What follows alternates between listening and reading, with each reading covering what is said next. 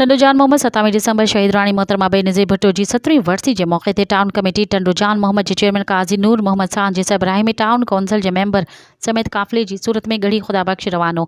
इन मौके ते टाउन चेयरमैन काजी नूर मोहम्मद सांद मीडिया से ॻाल्हाईंदे ॿुधायो त शहीद रानी मोहतरमा बेनज़ीर पंहिंजी जान जो नज़रानो हिन मुल्क जी अवाम लाइ ॾिनो। हाणे असां ते फ़र्ज़ थिए थो त असां बि हुन मुल्क जे लाइ कुझु कयूं। जॾहिं त साण से गॾु काज़ी करमल्ला सांद वाइस चेयरमैन शहज़ाद अहमद आराई पिण मीडिया के ॿुधायो त पीपल्स पार्टी जमहूरी पार्टी आहे। असां हर पार्टी क़यादत सां गॾु आहियूं। पीपल्स पार्टी अवाम लाइ वॾी कुर्बानियूं ॾिनियूं आहिनि जिन खे रायगा थियणु न ॾिनो वेंदो। इन मौके ते हाजी मोहम्मद प्यार अली ख़ासकेली जहांगीर ख़ासकेली वॾेरो शहज़ाद आराई फ़िरोज़ ख़ासकेली फ़हीम जट ऐं ॿिया गॾु हुआ। मज़ीद ख़बरनि ऐं तफ़सीलात लाइ विज़िट कयो असांजी वेबसाइट www.awamiNewsHD.com ऐं ॾिसंदा रहो अवामी न्यूज़ HD।